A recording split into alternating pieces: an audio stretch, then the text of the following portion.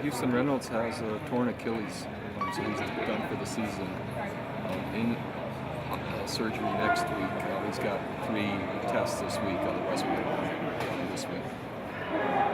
What's Riley's status? Full go. He's ran with the ones all day today, and he got hit a bunch hard in the game, but he's ready to go.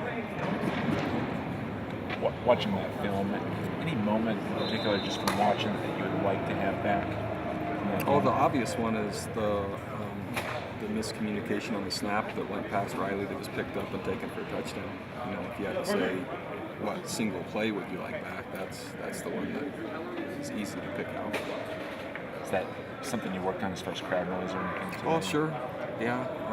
It was interesting, though, because a lot of the mistakes that happened regarding communication earlier in that particular drive was a really nice drive. Got down, I think it was like the 14-yard line or something, and we're really kind of hitting on all cylinders and kind of looked how I was hoping we'd look, and then that kind of came out of nowhere.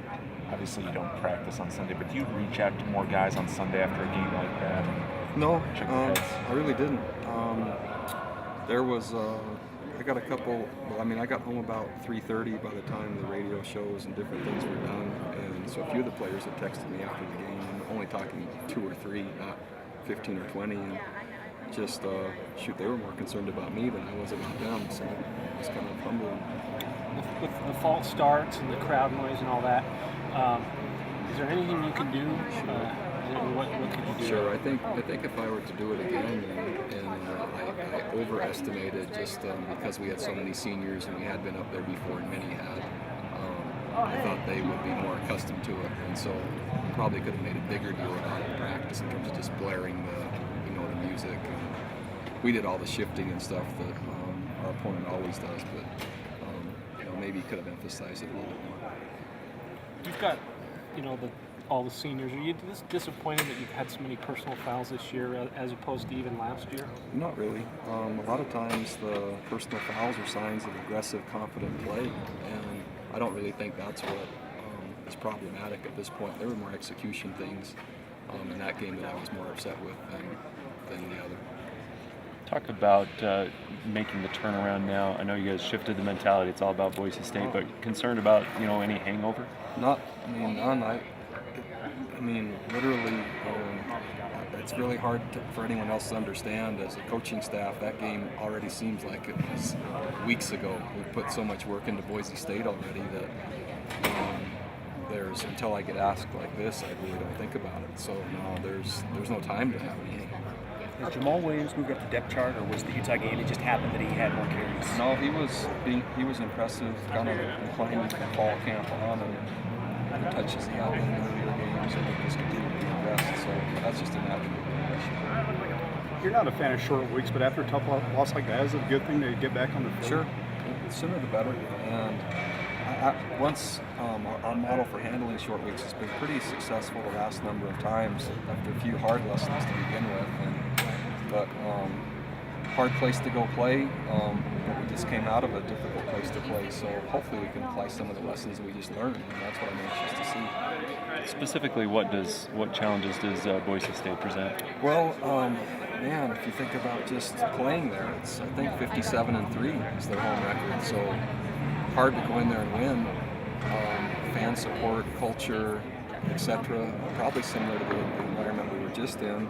But then they're coached really, really, really well. Systems on both sides are very, very good, and there's mastery at what they do. And guys are raised in the system, so their execution is such a high level. They have some players they're replacing, like the rest of us, but the systems are really good, and I think they're very confident on their home field. Chris Peterson said today he doesn't like the 12-game series. It's a little too much. He says, what's your feeling on that? I would say the same.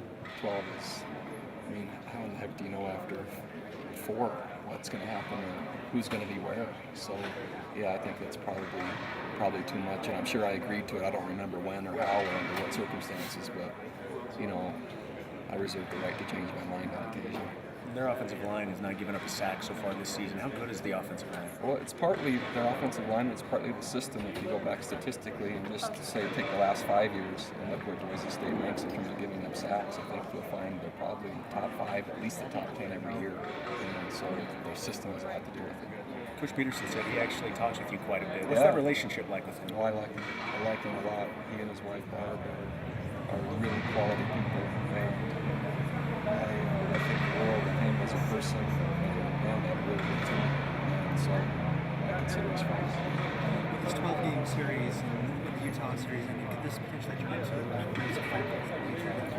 a Possibly.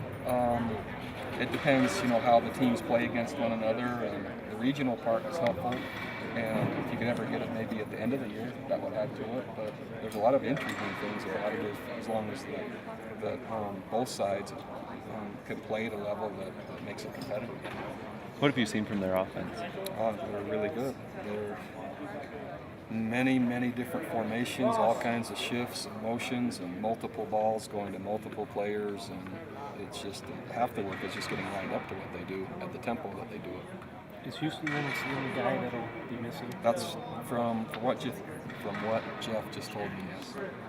Michigan State was able to gash Boise State's defense. How do you plan to expose that? They had a great Michigan State has a great running back. I'm not sure if you've seen that guy on film. Holy smokes. He's an amazing guy. And it wasn't necessarily them gashing him, it was him dragging guys and knocking guys down and pulling them with him and shaking them off and then falling forward and then doing it again and then doing it again. And he's a really quality guy.